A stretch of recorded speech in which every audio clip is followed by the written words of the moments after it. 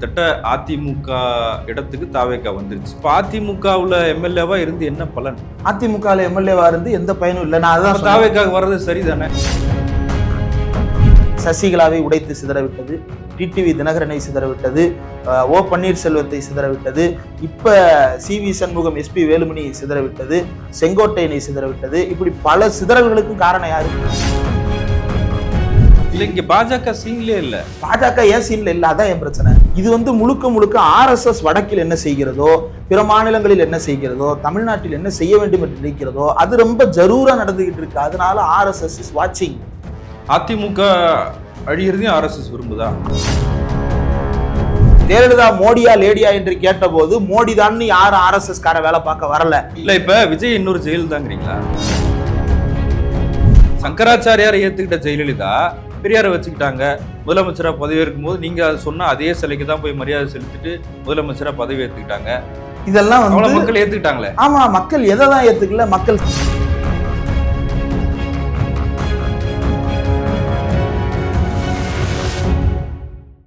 South beat அன்பு உறவுகளுக்கு வணக்கம். நான் ஃபெலிக்ஸ் இன்ப ஒளி. இந்த நேர்காணலில் நாம் சந்திக்க இருப்பவர் ஊடகவியலாளர் திரு இந்திரகுமார் தேரடி அவர்கள். வணக்கம்.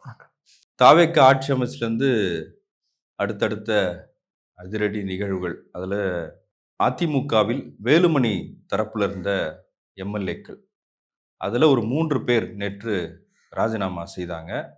தாவேகா கட்சியில் இணைஞ்சிட்டாங்க.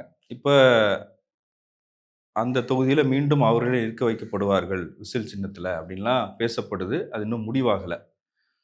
இப்போ இன்னொரு எம்எல்ஏ, அம்பாசமுத்திரம் எம்எல்ஏ எசக்கி சுப்பையா, அவரும் கூட ராஜினாமா செய்ய போகிறார் அப்படிங்கிற செய்திகள் வருது. இது கட்சி தாவல் இல்லை. திமுகவும் இது முன்னாடி காலத்தில் செய்து தானே இருக்கிறாங்க. ஓபிஎஸ் வைத்தியலிங்கெல்லாம் போய் சேரலையா அப்படின்னு ஆதவர்ஜனா கேட்டிருக்காரு. இதில் காங்கிரஸ் கட்சியை சேர்ந்த எம்பி ஜோதிமணி அவர்கள் இதெல்லாம் என்கரேஜ் பண்ண முடியாது, ஆதரிக்க முடியாது, குதிரை பேரத்தை ஆதரிக்க முடியாதுன்னு ஒரு கண்டனத்தை தெரிவிச்சிருக்கிறாங்க. எப்படி பார்க்குறீங்க? 3 எம்எல்ஏக்கள் ராஜினாமா செய்ததோடு 4 இடங்கள் வேக்கண்ட் ஆகுது. இன்னைக்கு கூடுதலாக இசக்கி சுப்பையா ராஜினாமா செய்து விட்டார். ஒருவேளை நம்ம இதை பேசி முடிக்கும் போது இசக்கி சுப்பையா ராஜினாமா பண்ணியிருந்தார் என்றால் அதோடு சேர்த்து ஒரு 5 இடங்கள் வேக்கண்ட் ஆகுது. இந்த 5 இடங்கள் காங்கிரஸுக்கு ஒரு கலக்கத்தை ஏற்படுத்தி இருக்கலாம். இந்த 5 இடங்கள் தானே காங்கிரஸிடம் இருப்பது. நான் முதல்ல என்ன நினைச்சேன்னா 4 பேராச்சு. நேற்று நைட்டு வரைக்கும் 4 பேர் தான் காலியான இடங்கள் நிலவரம். நான் எதிர்பார்த்தது என்னன்னா சிபிஎம் தான் 2 பேர் வச்சுட்டு 4 பேர் வெளியில இருந்து ஆதரிக்கிறாங்க. இவங்க வெளியில இருந்து ஆதரிக்கிறதுன்றது நமக்கு பெரிய நெருக்கடி தான். இவங்க உள்ள வரவும் மாட்டாங்க. அதே சமயத்துல வெளியில இருந்து ஆதரவு தெரிவிக்கும் போது கூடுதல் அழுத்தங்களையும் கொடுப்பாங்க. அதனால நம்ம மேனேஜ் பண்ண முடியாது. இந்த 4க்கு ரீப்ளேஸ்மெண்ட் எடுத்துக்கலாம் அப்படின்றது விஜய் தொகுதி, அது போக மதுராந்தகம் தனி, பெருந்துறை பொது, தாராபுரம் தனி, இதை வைத்து நாம மேனேஜ் பண்ணிடலாம் அப்படின்றது அவங்களுடைய கணிப்பாக இருந்திருக்கலாம் அப்படின்னு நான் நினைச்சேன். ஆனா ஸ்கெட்ச் கம்யூனிஸ்டுக்கு இல்லாமாமா காங்கிரஸுக்கு அப்படின்ற மாதிரி நிலவரம் போகிறது. இன்னும் பல பேர் வருவதற்கு தயாராக இருப்பதாக ஆதவர்ஜுனா உள்ளிட்டவர்கள் சொல்றாங்க. ஆனாலும் காங்கிரஸ் அமைச்சரவையிலிருந்து வெளியேற்றுறது அந்த மாதிரி இதெல்லாம் உடனடியாக நடக்க போறது கிடையாது. அது பொறுத்திருந்து பார்ப்போம். அது ஒரு ட்ராக். இன்னொரு பார்வை என்ன அப்படின்னா, இந்த இது டிஃபெக்ஷனா, கட்சியிலிருந்து ஒருத்தர் ராஜினாமா செய்துவிட்டு அந்த எம்எல்ஏ பொறுப்பை விலகுவது அப்படின்றது டிஃபெக்ஷன்ல வருமா அப்படின்னா வராது. நாடாளுமன்ற சட்டத்தின்படியோ அல்லது அரசமைப்பு சட்டத்தின்படியோ இது எந்த வகையிலும் குற்றமான செயல் அல்ல. கட்சித்தாவல் கிடையாது. அதே நேரத்துல குற்றமான செயலும் கிடையாது. கட்சித்தாவல் அல்லாத குற்றம் ஏதாவது இருக்கான்னா கிடையாது. ஒரு எம்எல்ஏ எப்போது வேண்டுமானாலும் தன்னுடைய பொறுப்பை ராஜினாமா செய்வதற்கான உரிமை அவருக்கு இருக்கிறது. இப்போ ஒரு எம்எல்ஏ என்ன சொல்றாங்கன்னா, ஒரு பெண் எம்எல்ஏ என்ன சொல்றாங்கன்னா, நான் ஏற்கனவே எதிர்கட்சி வரிசையில எம்எல்ஏவா இருந்திருக்கிறேன், மக்களுக்கு ஒன்றும் செய்ய முடியாது, இனிமேல் நான் ஆளுங்கட்சியில இருந்து செய்வதற்கான வாய்ப்பு எனக்கு கிடைக்குது இல்ல, எதிர்கட்சி வரிசையில இருந்து என்னால எதுவுமே செய்ய முடியல அப்படின்றத ஒரு காரணமா அவங்க முன்வைக்கிறாங்க. மற்றவர்கள் இன்னும் ஒவ்வொருத்தரா காரணங்களா சொல்லதான் போறாங்க. இந்த வெளியேறுகின்ற எம்எல்ஏக்கள் அதிமுகவிலிருந்து, அதாவது மதுராந்தகத்தை சேர்ந்தவர், பெருந்துறையை சேர்ந்தவர், அதுக்கப்புறம் அம்பாசமுத்திரத்தை சேர்ந்த இசக்கி சுப்பையா, அப்புறம் தாராபுரம், இந்த 4 பேருமே என்ன முன்வைக்கிறாங்க அப்படின்னா, எடப்பாடி பழனிசாமி மேலே எங்களுக்கு நம்பிக்கை இல்லை, இவங்கள நம்பி வந்தோம், இந்த டீமும் ஒண்ணுக்கு வேலைக்கு ஆகிற மாதிரி தெரியல, நாங்க அதனால தனியா வந்துட்டோம் அப்படின்னு சொல்லிட்டு அதிமுகவின் 3வது பிரிவாக இவர்கள் வந்து பிரிந்து வந்து தனியா செயல்படாம ராஜினாமா பண்ணிட்டே போய் சேர்ந்துட்டாங்க. அரசியலமைப்பு சட்டப்படி அது சரி. பிரச்சனை என்ன அப்படின்னா, இதை மக்கள் ஏற்கிறார்களா இல்லையா அப்படின்னு. எனக்கு தெரிஞ்சு ஒரு வாரத்திற்கு முன்னாடி நாடாளுமன்ற உறுப்பினர் விடுதலை சிறுத்தைகள் கட்சியினுடைய பொதுச் செயலாளர் தோழர் முனைவர் ரவிக்குமார் அவர்கள் வந்து ஒரு கட்டுரை எழுதியிருந்தார். அதுல ரொம்ப கரெக்டா கடைசியில் இதுதான் சொல்லியிருந்தார். அரசியலமைப்பு சட்ட ரீதியான சரியான வழி என்றால் ராஜினாமா செய்தல், கட்சியில் இணைதல், மீண்டும் போட்டியிடுதல், வெற்றி பெறுதல். இதுதான் வந்து அரசியலமைப்பு சட்ட ரீதியா சரி. அங்க இருக்கிற எம்எல்ஏக்களை நீங்க இங்க வாங்கி நீங்க இங்க வந்து அமைச்சர் பதவி கொடுக்கறதுன்றது தப்பு அப்படின்றத அவர் வலியுறுத்தி இருந்தார். அவர் கடைசியாக இன்னொரு பாயிண்டையும் கொடுத்திருந்தாரு. அதுல ஒரு முக்கியமான அவர் அந்த கருத்தை எந்த நோக்கத்தில் எழுதினார் அப்படின்னா, மக்கள் இதை ஏற்கணும், அதுதான் பிரச்சனை. யாரை வேண்டுமானாலும் போட்டியிடலாம், அவங்கள மக்கள் ஏற்கிறார்களா இல்லையான்றதுதான் அல்டிமேட் டெஸ்ட். இது வந்து கொஸ்டின் ஆஃப் லீகாலிட்டி கிடையாது, இது கொஸ்டின் ஆஃப் பாலிடிக்ஸ். அரசியல்ல இது சரியா தவறான்றத மக்கள் தான் தீர்மானிக்கணும். அப்போ போட்டியிட வேண்டும். மக்கள் என்ன தீர்ப்பளிக்க போகிறார்கள் அப்படின்றதுதான் நம் முன்னால் இருக்கக்கூடிய கேள்வி. ஒருவேளை இப்ப போட்டியிட்ட வெற்றி பெற்று ராஜினாமா செய்த எம்எல்ஏக்கள் மீண்டும் விசில் சின்னத்திலேயே எங்களுக்கு ஓட்டு போடுங்கள் அப்படின்னு கேட்க போகும் பொழுது அது என்ன மாதிரி மக்கள் அதை ரிசீவ் பண்றாங்க அப்படின்றது தெரியல. அதையும் தாண்டி மக்கள் அதை ஏற்றுக்கொண்டு அவர்களை எம்எல்ஏக்களாக ஆக்கி விடுகிறார்கள் என்றால் மக்கள் அதை ஏத்துக்கிட்டாங்க. இந்த மாதிரியான உடனடி கட்சி உடைவு பிரிவுகளை மக்கள் வந்து பெரிதுபடுத்துவதில்லை. மக்களோட முடிவு ஒரு பக்கம் இருக்கட்டும். இப்ப தாவேக்காவோட முடிவு வந்து நாங்க குதிரை பேரம் நடத்தல அப்படின்னு முன்னாடி சொன்னாங்க. இது குதிரை வேக அரசு, குதிரை பேர அரசு இல்லை அப்படின்லாம் விஜயே சொன்னாரு. மதசார்பற்ற கூட்டணியில இருந்து தான் நாங்க வந்து ஆதரவு கேட்டிருக்கோமே தவிர நாங்க வந்து என்டிஏ கூட்டணியில இருந்து ஆதரவு கேட்கல. விஜயே வந்து பிசிகா, கம்யூனிஸ்ட், இடதுசாரிகள், அப்புறம் காங்கிரஸ் இவங்க கூட்டணி தான் விரும்புறாரு அப்படின்ற ஆதரவு சொன்னார். இப்ப அப்பயே ஒரு கேள்வி வந்துச்சு, அதிமுகவில் இன்னொரு பிரிவா இருக்கிற சிவி சண்முகத்தை ஏன் போய் சந்திக்கணும் முதலமைச்சர், அவங்க வீட்டு எடப்பாடி ஏன் சந்திக்காமே இருக்காரு அப்படின்ற ஒரு சந்தேகத்தை எழுப்பிட்டே இருந்தாங்க.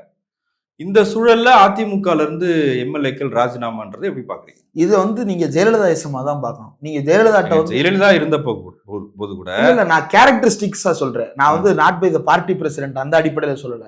நான் வந்து கேரக்டரிஸ்டிக்ஸா சொல்றேன். இதை செய்யுங்கன்னு 4 பேர் சொல்றாங்கன்றதுக்காக அவங்க ஒரு விஷயத்த செய்ய மாட்டாங்க. அவங்களுக்கு அது தோணுச்சுன்னா செய்வாங்க, தோணலைன்னா செய்யவே மாட்டாங்க. நீங்க வந்து 5 வருஷம் அவங்களை அழுத்தம் கொடுத்தாலும் சரி, அவங்க வந்து போய அப்படின்னு சொல்லிட்டு அவங்க தள்ளி விட்டுட்டு அவங்க வேலையை அவங்க பார்த்துக்கிட்டு இருப்பாங்க. ஏமா கொடநாடு போறீங்க, 6 மாசம் இங்க 6 மாசம் அங்கன்றதெல்லாம் சரிப்பட்டு வராது. 12 மாசம் இங்க இருங்க, 10 நாள் வேணா போயிட்டு வாங்கன்னு நீங்க சொல்லுங்க.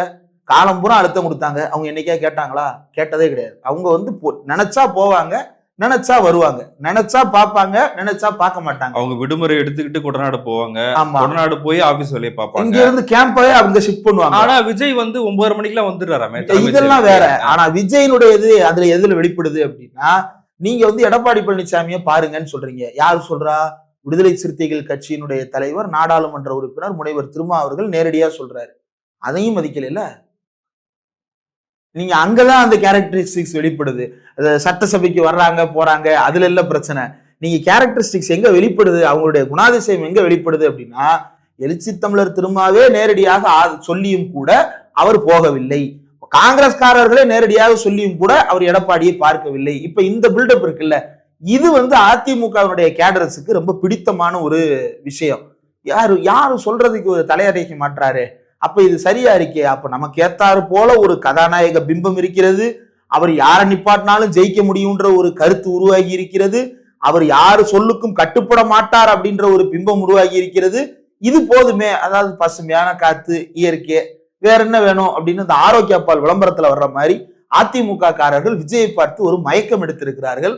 இது ரொம்ப ரொம்ப ஆபத்து. யாருக்கு அப்படின்னா, அதிமுக என்கின்ற கட்சி கட்டமைப்புக்கு ரொம்ப ரொம்ப ஆபத்து. என்னவா மாறுது அப்படின்னா, நீங்க அதிமுகவை நானே கூட பலமுறை பேசியிருக்கேன், அது கொஞ்சம் மென்போக்கான இந்துத்துவ நடைமுறைகளை உள்ளே கொண்டிருக்கக்கூடிய ஒரு கட்சி தான். ராமர் கோயில் கட்டும் போது கட்டணும், அங்கதான் கட்டணும்லாம் ஜெயலலிதா சொல்லுவாங்க. மதமாற்ற தடை சட்டம் கொண்டு வருவாங்க. அதை கலைஞர் வந்து ரிவோக் பண்ணும்போது ஜெயலலிதாவே சட்டமன்றத்துக்கு வந்து, நான் வந்து கட்டாய மதமாற்றத்தை தான் தடை செய்தேன், நீங்கள் என்னை பற்றி தவறாக சித்தரிக்கிறீர்கள் அப்படின்னு விளக்கம் கொடுத்துட்டு போவாங்க. இந்த மாதிரி வந்து ஒரு மென்போக்கான இந்துத்துவ போக்கை ஜெயலலிதா அவர்களோ அல்லது அதிமுகவோ கடைபிடித்துக் கொள்வதை பார்க்க முடியும். ஆனா நீங்க வந்து எந்த இடத்துல ஜெயலலிதா வந்து அழுத்தத்துக்கு கட்டுப்படுவார் அப்படின்னா, 69% இடஒதுக்கீடு விவகாரம் வந்துச்சு அப்படின்னா அதுல வந்து அழுத்தத்துக்கு கட்டுப்படுவார். நீங்க வந்து தேர்தலில் தோல்வி அடைந்ததற்கு பிறகு தான் செய்த தவறுகளை திரும்ப பெற்றுக் கொள்வதற்கு அவர் முற்படுவார். இந்த மாதிரியான விஷயங்கள், உதாரணத்திற்கு விடுதலை புலிகள் குறித்து ரொம்ப மோசமாக பேசியவர். தமிழ்நாட்டில் வந்து விடுதலை புலிகளை இவ்வளவு எதிரணியில் நிப்பாட்டி காங்கிரஸ் கூட பேச துணியாத காலகட்டத்தில் ஜெயலலிதா அவர்கள் விடுதலை புலிகளையும் அந்த கட்சியுடைய விடுதலை புலிகளுடைய தலைவர் அவர்களையும் வந்து ரொம்ப கொச்சையாக தீவிரவாதிகள் அப்படின்லாம் சொல்லி பேசியவர். ஆனா அதே ஜெயலலிதா வந்து பேரறிவாளன் விடுதலைக்கு வந்து ஒரு கையெழுத்தை போட்டு இன்னைக்கு வந்து ஜெயலலிதா புனிதர்ல, இன்னைக்கு வந்து ஜெயலலிதா வந்து கோர்ஸ் கரெக்ஷன் பண்ணிக்கிட்டாங்கன்னு சொல்லிடுவாங்க சட்டென்று. ஆனா கலைஞருக்கு வந்து இந்த எக்ஸ்கியூசஸ் கிடைக்குமானா கிடைக்காது. ராணுவ படையை அனுப்பி ஆமா விடுதலை வாங்கலாம்னு சொன்னாங்க. ஆமா, இப்படி எல்லாம் கூட ஜெயலலிதாவுடைய போக்கு இருக்கும்.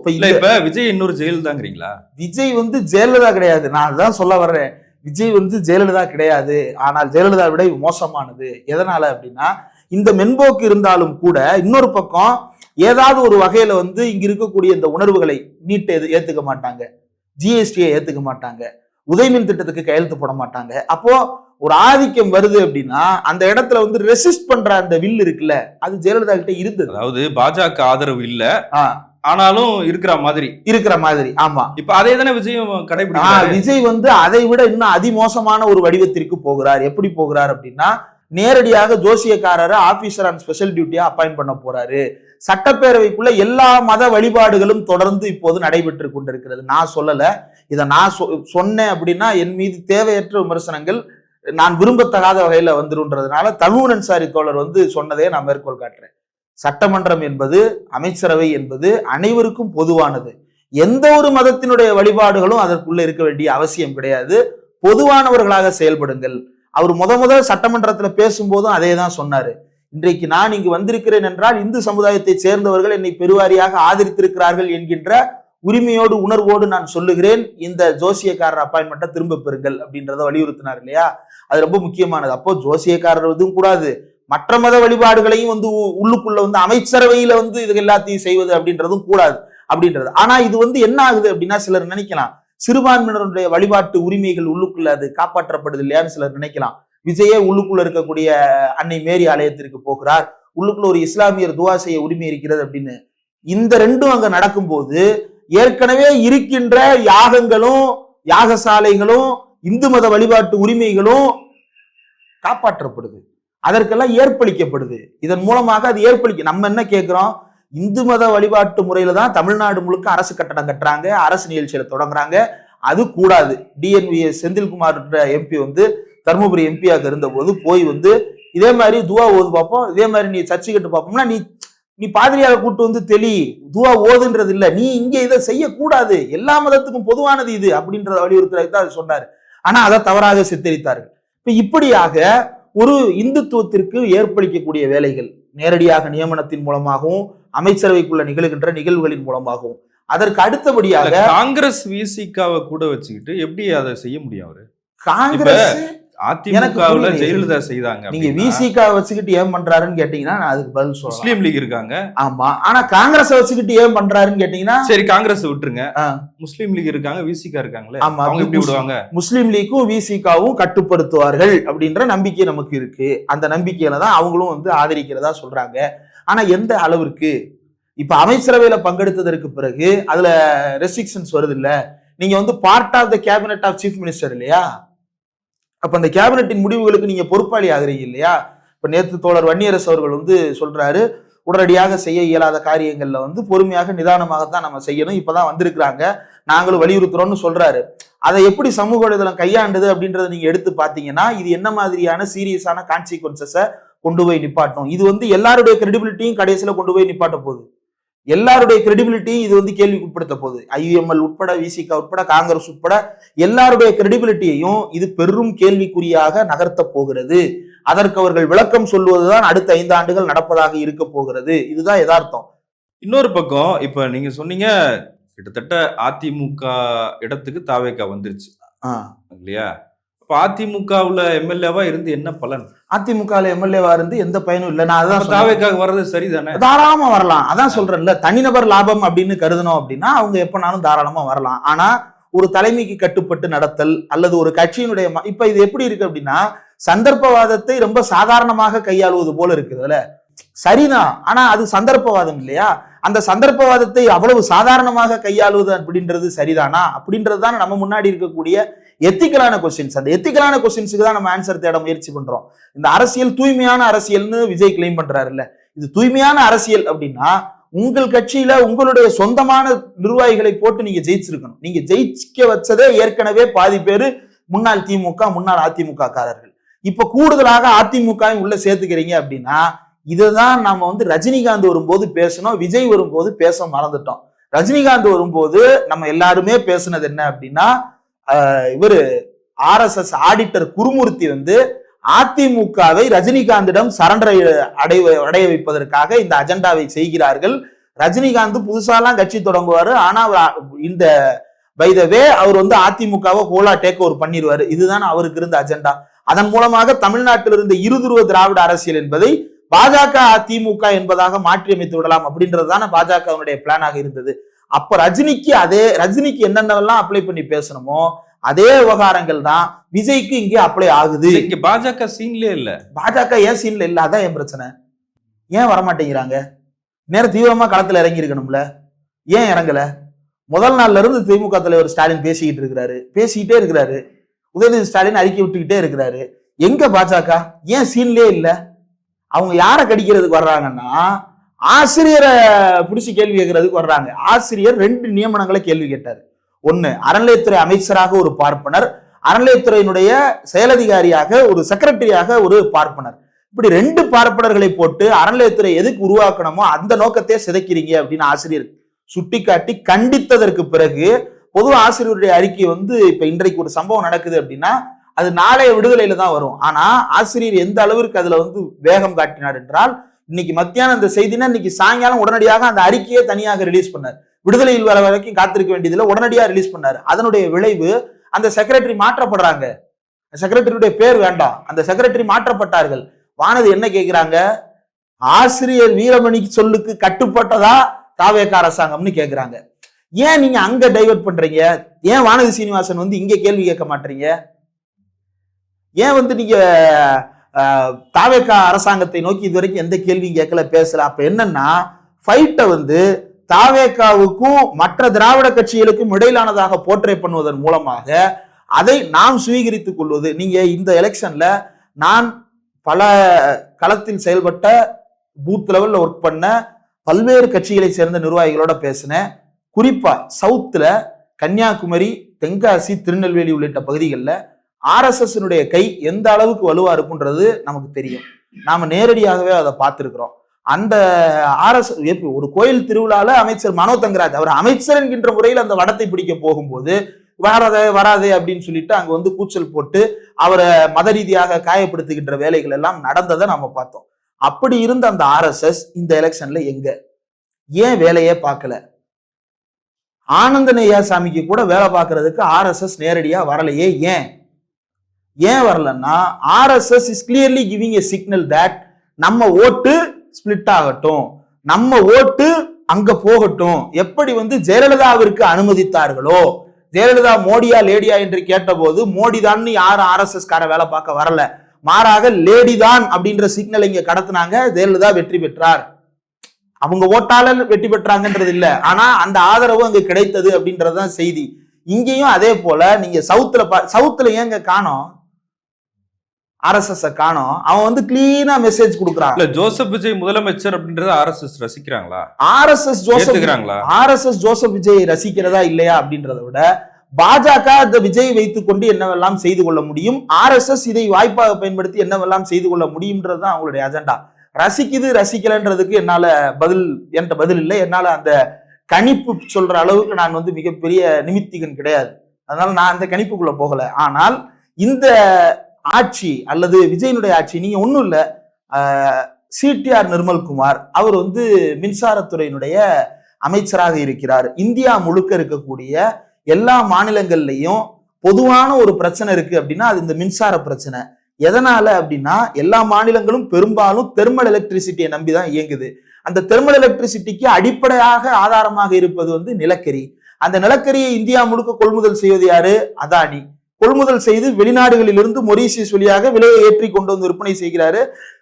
சென்ட்ரலைஸ்டு டிஸ்ட்ரிபியூஷன் ஒன்று அதானி மூலமாக ஏற்படுத்துகிறார்கள். அப்ப அந்த அதானிக்கு நேரடியாக தொடர்பில் இருக்கக்கூடிய ஒரு துறையான அந்த துறையில் RSS காரர் நியமிக்கப்பட்டிருக்கிறார். இந்தியா முழுக்க மீண்டும் பார்ப்பன அதிகாரத்தை கோவிலில் நிலைநிறுத்த வேண்டும் என்று பாஜக விரும்புவது போலவே ஒரு பார்ப்பன அமைச்சரை போடுகிறார். அந்த பார்ப்பன அமைச்சர் என்ன கேட்கிறாரு, இந்த முறுக்குல 15ஆம் தேதி டேட்டு போட்டிருக்கியே, இது 15ஆம் தேதி தயாரிக்கப்பட்டதுக்கு என்ன ஆதாரம்? நீங்க ஒரு நிமிஷம் கன்ஃபியூஸ் ஆயிருவீங்க, இது சரியா இருக்கு அப்படின்னு. நாளைக்கு என்ன கேட்பாங்க, இது ரவுண்டா இருக்கு, இது முறுக்குதான்றதுக்கு என்ன ஆதாரம் அப்படின்னு கேட்பாங்க.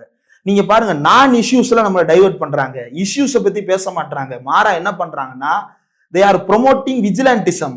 பேட்மேன் மாதிரி விஜிலாண்டிசம் பண்ண சொல்றாங்க. அந்த அறநிலையத்துறை அமைச்சரே என்ன சொல்றாரு, நம்ம கட்சிக்காரங்களை போக சொல்லு, எல்லா அறநிலையத்துறை ஸ்டாலுக்கும் போக சொல்லு, ரிப்போர்ட் அனுப்ப சொல்லு. நீங்க என்ன பண்ணணும், எல்லா அறநிலையத்துறை ஆணையர்களுக்கும் ஜாயிண்ட் கமிஷனர்ஸுக்கும் நீங்க ஆணை போடணும். அந்த ஜாயிண்ட் கமிஷனர்ஸ் மீது உங்களுக்கு நம்பிக்கை இல்லை அப்படின்னா ஒரு செப்பரேட் ஆடிட் கமிட்டி போடுங்க. அந்த ஆடிட் கமிட்டியின் மூலமாக அவங்களை ஆய்வு செய்யுங்க, சரியா தான் தயாரிக்கிறாங்கன்னு. கட்சிக்காரனை அனுப்பி ஆய்வு செய்வதற்கான உரிமையை உங்களுக்கு எந்த அறநிலையத்துறை சட்டமோ அல்லது எந்த அரசியலமைப்பு சட்டமோ கொடுத்திருக்கிறது அப்படின்றத தெளிவுபடுத்துங்க முதல்ல.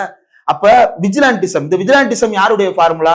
இந்தியா முழுக்க பசுவதையை தடுக்க வேண்டும் அப்படின்றதுக்காக நீங்க எல்லாம் போய் பாருங்க, கட்சிக்காரர்களை களத்தில் இறங்குங்கள், கோமாதாவை பாதுகாப்பதற்காக களத்தில் இறங்குங்கள் அப்படின்னாங்க. அடிச்சு கொண்டுகிட்டு இருந்தான் ஊர் ஊரா போய். இன்னைக்கு பெட்ரோல் குண்டு அடிக்கிறாங்க. பல இடங்கள்ல பாலியல் வன்முறை சம்பவங்கள், வன்முறை சம்பவங்களை தடுத்து நிறுத்த முடியாம, வன்முறை சம்பவங்களை கையாள முடியாம இந்த அரசு திணறி கொண்டிருக்கிறது. கொடூரமான நிலைக்கு தமிழ்நாட்டு அரசியல் சூழலையும் சமூக சூழலையும் நகர்த்தி கொண்டிருக்கிறார்கள். இது RSS விரும்புகிறது தானே? அப்ப ரசிக்குதா இல்லையா அப்படின்றத நான் களத்துல நடக்கிற யதார்த்தத்துல இருந்து பார்க்கும் பொழுது இதெல்லாம் RSS விரும்புகின்ற ஒன்று.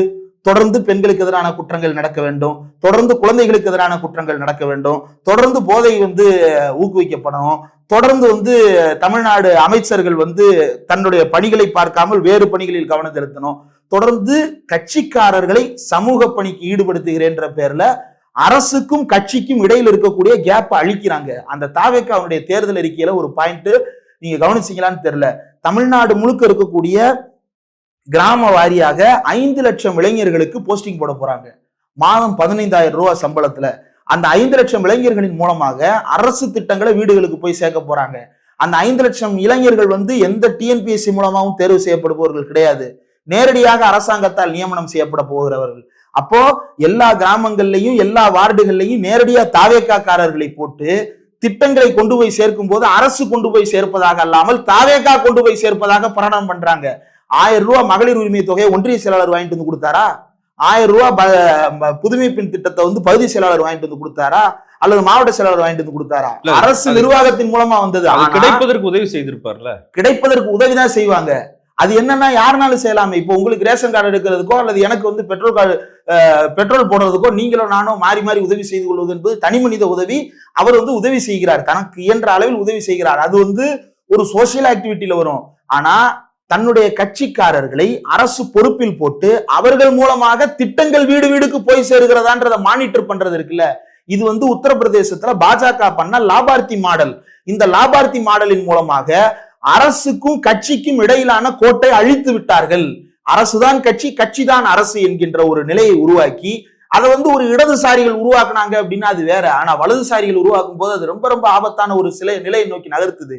ஏன்னா இவன் அரசு செய்யறது இப்போ ஒண்ணும் இல்ல. திமுக கொடுத்த திட்டத்தை ஸ்டாலின் என்ன பாக்கெட்ல இருந்தா கொடுத்தாரு, கவர்மெண்ட் காசு தானே கொடுத்தாரு. ஆனா இதை தாவேக்காவுடைய ஒன்றிய செயலாளர் ஒருத்தர் அரசு பதவியை வைத்து கொண்டு வாங்கம்மா வாங்கம்மா அப்படின்னு சொல்லிட்டு அவர் நியமன ஆணைகளையும் அவர் எல்லாத்தையும் கொடுக்குறாரு அப்படின்னா அது என்னவா மாறும்? இது விஜய் கொடுத்தாரு, ஏற்கனவே விஜய் சொந்த காசுல தான் செலவு பண்ணிட்டு இருக்காருன்னு ஊருக்குள்ள நம்ப வைக்கப்பட்டிருக்கிறார்கள் மக்கள். அப்போ இது முழுக்க முழுக்க RSS வடக்கில் என்ன செய்கிறதோ, பிற மாநிலங்களில் என்ன செய்கிறதோ, தமிழ்நாட்டில் என்ன செய்ய வேண்டும் என்று நினைக்கிறதோ அது ரொம்ப ஜரூரா நடந்துகிட்டு இருக்கு. அதனால RSS இஸ் வாட்சிங். அதிமுக அழிகிறதையும் RSS விரும்புதா? அதிமுகவை உடைத்து சிதைத்து தனக்கு சாதகமான ஒரு கட்டமைப்பு உருவாக்கி கொள்வதுதான் பாஜகவுடைய திட்டம். பாஜகவுடைய ஆரம்ப திட்டம் என்னவா இருந்திருக்கலாம்? அதிமுகவுக்கு மெஜாரிட்டி வருகின்ற வகையில இந்த சட்டமன்றம் தொங்கும், இவனுங்களை கூட சேர்த்துக்கலாம்னு. அது ரிவர்ஸ் ஆயிருச்சு, அவ்வளவுதான். அல்டிமேட்டம் என்ன? அதிமுக உடைக்கப்படுவதை பாஜக முதலிலிருந்தே விரும்பியது. எப்படி விரும்பியது? சசிகலாவை உடைத்து சிதறவிட்டது, டிடிவி தினகரனை சிதறவிட்டது, ஓ பன்னீர்செல்வத்தை சிதறவிட்டது, இப்ப சி.வி. சண்முகம், எஸ்.பி. வேலுமணி சிதறவிட்டது, செங்கோட்டையனை சிதறவிட்டது. இப்படி பல சிதறல்களுக்கும் காரணம் யாரு? இவங்க எல்லாருமே பாஜகவோட நேரடி தொடர்பில் இருந்தவர்கள். டிடிவி தினகரன் டெல்லிக்கு போய் லஞ்சம் கொடுத்தாருன்னு சொன்னாங்களே, டெல்லியில பாஜகவுடைய துணை இல்லாமலா இவர் லஞ்சம் கொடுக்கறதுக்கு அங்க போனாரு? யாரோ ஒருத்தனை பார்த்து. ஓ பன்னீர்செல்வம் வாரத்துக்கு வாரம் போயிட்டு வந்தாரு டெல்லிக்கும் தமிழ்நாட்டுக்கும். யாருடைய பிரச்சனையினால் அவர் வெளியே வந்தாரு? டிடிவி தினகரன், ஓ பன்னீர்செல்வம், அடுத்து இப்ப இருக்கக்கூடிய எஸ்.பி. வேலுமணி. எடப்பாடி டெல்லிக்கு போறதுக்கு முன்னாடி இவர் மேல போய் உட்காந்துக்கிட்டு டெல்லியில பேரம் பேசிக்கிட்டு இருக்கிறாரு. அப்ப இவரு சி.வி. சண்முகம், சி.வி. சண்முகம் சட்டமன்ற ஆளு. அவர் எதுக்கு சம்பந்தம் இல்லாம ராஜ்யசபாக்கு போனாரு? திரும்ப எலெக்ஷன் வரப்போது, நிக்க போறோம்னு தெரியும். ஏன் ராஜ்யசபாக்கு போறாரு? அதுக்கப்புறம் போயிருக்கலாம்ல. ராஜ்யசபாக்கு அவசர அவசரமா போனதுக்கான காரணம் என்ன? டெல்லியில போய் பேரம் பேசுறதுக்கு தான். வேற என்ன காரணம்? அதுக்கப்புறம் உடனடியா போய் ரிசைன் பண்ணிட்டு இங்க வர்றாரு. இங்க நீங்க ஆளுங்கட்சி இல்ல, அப்ப இதை ரிசைன் பண்ணிட்டு அங்க வச்சிருந்திருக்கலாம்ல. அங்க உங்களுடைய கூட்டணி கட்சி ஆட்சியில இருக்குல்ல, அதை விட்டுட்டு ஏன் இங்க வர்றீங்க? அப்ப இது RSS விரும்புகின்ற ஒரு ஊடுருவல், பிஜேபி விரும்புகின்ற ஒரு ஊடுருவல், அதிமுக காரர்களை தாவேகாவிற்கு உள்ளே நுழைப்பது அப்படின்றது. அதுலதான் செங்கோட்டையன் உள்ள போனார். ஆரம்பத்திலேயே ஆதவர்ஜனா உள்ள போனாரு. ஆதவர்ஜனா தாவேகாவுக்கு வர்றதுக்கு முன்னாடி அதிமுகவுல துணை பொதுச் செயலாளர் பதவி இருந்தா கொடுங்க, நான் வர்றேன்னு பேரம் பேசினாரா இல்லையா? அதை சொல்லுங்க அவரை. இப்படி ஒரு RSS பிஜேபி என்ன மாதிரி இயங்குமோ மோடஸ் ஆப்பராண்டி, அதே மோடஸ் ஆப்பராண்டில தான் இயங்குறாங்க. இதுல கூடுதல் சிக்கல் நமக்கு என்னன்னா, பெரியாரை நீர்த்து போக வைக்கிறது தான் இதுல இருக்கக்கூடிய கூடுதலான பிரச்சனை. அம்பேத்கரையும் பெரியாரையும் அம்பேத்கரை வடமாநிலங்கள்ல நீர்த்து போக வைத்தது போல தமிழ்நாட்டுல முடியல. இங்க தமிழ்நாட்டுல பெரியாரை தொட்டு கூட பார்க்க முடியல. கரண்டா அடிக்குது. ஆனா பெரியாரின் பெயரை சொல்லிக்கொண்டே நம்மளை ஏமாற்றுவதற்கான ஒரு வாய்ப்பாக சீமான முதல்ல எதிர்பார்த்தான். அதுக்கப்புறம் சீமான வேற வகையில பயன்படுத்தினா. அப்புறம் பார்ப்பன கடப்பாறை என்கின்ற அளவுக்கு சீமான கொண்டு போய் நிறுத்தினாங்க. இன்னைக்கு விஜய் பெரியாரின் பெயரை இன்னைக்கு வரைக்கும் பெரியாருக்காக அவர் செய்தது என்ன? திடலுக்கு போய் மாலையை போட்டு வந்தா அது பெரியாருக்கு செய்த மரியாதையாயிருமா? திடலுக்கு போய் மாலை போட்டு வந்தா அதே நாள்ல நீங்க ஆபீசர் ஆன் ஸ்பெஷல் டியூட்டியில ஒரு ஜோசியக்காரனை போட்டீங்கல்ல, அதே வாரத்துல நீங்க அறநிலையத்துறையினுடைய அமைச்சராகவும் அறநிலையத்துறை அதிகாரியாகவும் பார்ப்பனர்கள் நியமனம் பண்ணீங்கல்ல. இல்ல, அந்த பார்ப்பனரே பெரியாரை பத்தி பேசுறாரு. தாராளமா பேசுவாங்க. எந்த பார்ப்பனர் தான் பெரியாரை பத்தி பேசல? ஏன் நீங்க கிரீஷ் ஜோடங்கர் பெரியாரின் வழியில் நாங்கள் செயல்படுவோம்னு அறிக்கை கொடுக்குறாரு. காங்கிரஸ் பெரியாரின் வழியில் செயல்படுவோம்னு அறிக்கை கொடுக்குதே விஜய்கிட்ட சேர்றதுக்கான அறிக்கையை கொடுக்கும் போது. என்ன காரணம்? என்ன காரணம்னா, நாங்க அவரை எடுத்துக்கிறோம் அப்படின்னு சொல்லிட்டு அதை பாஜக சொல்லலையா? நாங்கள் இப்ப பாபா சாஹேப் அம்பேத்கரை ஏற்றுக்கொள்ளுகிறோம்னு பாஜக சொல்லலையா? மோடி இந்த தடவை பொறுப்பேற்கும் போதே அரசியல் சாசனத்துல கும்பிட்டு விழுந்துதான் அவர் பொறுப்பேற்றுக்கிட்டாரு. அந்த அரசியல் சாசனத்தை கும்பிட்டு விழுந்தது அதை காப்பாற்றுவதற்காகவா அல்லது திருதராஷ்டிர ஆலிங்கனம் பண்ணுவதற்காகவா? பெரியாருக்கு ஒரு திருதராஷ்டிர ஆலிங்கனம் பண்ணுவதற்காக இந்த விஜய் இறக்கி விடப்பட்டிருக்கிறாரே தவிர பெரியாரை பரப்புவதற்காக அல்ல. பெரியாரை பரப்புகிறவர்கள் பெரியாரை பற்றி என்ன இப்போ ஒன்றும் இல்லைங்க. திமுக பெரியாரை பத்தி பேசுறாங்க, பெரியாரை கொள்கை தலைவராக வச்சிருக்கிறாங்க. பெரியார் படம் இல்லாம அவங்களுடைய விளம்பர பதாகை கூட அடிக்கப்படாது. ஆனா திமுக இதை மட்டும்தான் செய்ததா? பெரியாருடைய பிறந்த நாளை சமத்துவ நாளாக கொண்டாடுவதாக அறிவித்து அனைத்து அரசு அலுவலகங்களையும் உறுதிமொழி ஏற்க வைத்தது. தந்தை பெரியாருடைய எழுத்துக்களை மக்களிடம் கொண்டு போய் சேர்க்கின்ற வகையில தமிழ்நாடு முழுக்க பேச்சு போட்டிகளையும் கட்டுரை போட்டிகளையும் கவிதை போட்டிகளையும் நடத்தி பெரியாருடைய கொள்கைகளை ஊக்குவித்தது. நானே அதுல நேரடியாக நடுவராக கலந்து கொண்டிருக்கிறேன். இளம் பேச்சாளர்களை தேர்வு செய்யும் போது அதுல தந்தை பெரியார் குறித்த அத்தனை தலைப்புகள் அவர்களுக்கு கொடுக்கப்பட்டது. அந்த தலைப்புகள்ல மாணவர்கள் தயாரிச்சுட்டு வர்றாங்க. ஒரு கல்லூரியில இருந்து 2 மாணவர்கள் தயாரிச்சுட்டு வர்றாங்கன்னா அந்த கிளாஸ்ல இருக்கிற அத்தனை மாணவர்களுக்கும் பெரியாரை பத்தின வார்த்தைகளை அந்த பிள்ளைங்க கொண்டு போய் சேர்ப்பாங்கல்ல. அப்போ சமூக நீதி, தந்தை பெரியார்ன்ற விஷயங்களை எல்லாம் மாணவர்கள் மத்தியில கொஞ்சம் கொஞ்சமாக ஏற்றுவதற்கு திமுக அவ்வளவு வேலைகளை பார்த்திருக்கிறது. இன்னும் அரசாங்க ரீதியாக நிறைய வேலைகளை பார்த்திருக்கிறது. ஆனா இது எதையுமே தாவேகா செய்ய போகிறதா? இது எதையுமே கட்சி ரீதியாகவோ ஆட்சி ரீதியாகவோ செய்வதற்கு முனைப்பில்லாத ஒரு கட்சி, வாய்ப்பில்லாத ஒரு கட்சி. இல்ல, அப்ப அதிமுக பெரியார் தலைவர் தானே வச்சிருக்காங்க, அவங்க செஞ்சாங்களா? அதிமுக பெரியாரை வைத்துக் கொண்டு என்னவெல்லாம் பாடுபடுத்தினார்கள் அப்படின்றதுக்கு நான் ஒரு உதாரணம் சொல்லணும்னா, நீங்க அண்ணா மேம்பாலம் இருக்கு இல்லையா? சென்னையினுடைய கட்டப்பட்ட காலத்தின் மிக நீண்ட மேம்பாலமான அண்ணா மேம்பாலத்துக்கு கீழே தந்தை பெரியாருடைய சிலை இருக்கு. அதாவது நீங்க எங்க இருந்து வரும்போதுன்னா அந்த பிலால் அண்ணா சாலை பிலால்ல இருந்து நீங்க நேரா வந்தீங்க அப்படின்னா மேல ஏறி நுங்கம்பாக்கத்துக்கு இறங்குறதுக்கு திரும்புவீங்க. பூங்கா டாக்டர் எள்ளன் 1000 விளக்கு எம்எல்ஏவாக இருந்து அதை புதுப்பிச்சிருக்கிறாரு. நீங்க அந்த லெப்ட்ல இறங்கும் போதுதான் அந்த பெரியார் சிலை உங்களுக்கு தெரியும். அந்த சிலையை திறந்து வைக்கிற விழா நடக்குது. அந்த சிலை எப்படி திறக்கப்பட்டதுன்னா, பெரியாருடைய கடைசி பிறந்த நாள் நிகழ்ச்சி திடல்ல நடக்குது. அந்த நிகழ்ச்சியில எம்ஜிஆர் கலந்துக்கிறாரு. எம்ஜிஆர் கலந்துகிடும் போது என்ன பண்றாரு அப்படின்னா, நான் ஆட்சிக்கு வந்தால் பெரியாருக்கு சிலை வைப்பேன்னு சொன்னது போலவே சிலை வச்சார். சிலையை வச்சதுக்கு பிறகு அந்த சிலை திறப்பு விழா நடத்தும் போது யார் திராவிடர் கழக பொதுச் செயலாளர் அப்படின்னா, திராவிடர் கழக தலைவர் அப்போ அன்னை மணியம்மையார் அவர்கள். அன்னை மணியம்மையார் தலைவர், ஆசிரியர் பொதுச் செயலாளர் நினைக்கிறேன்.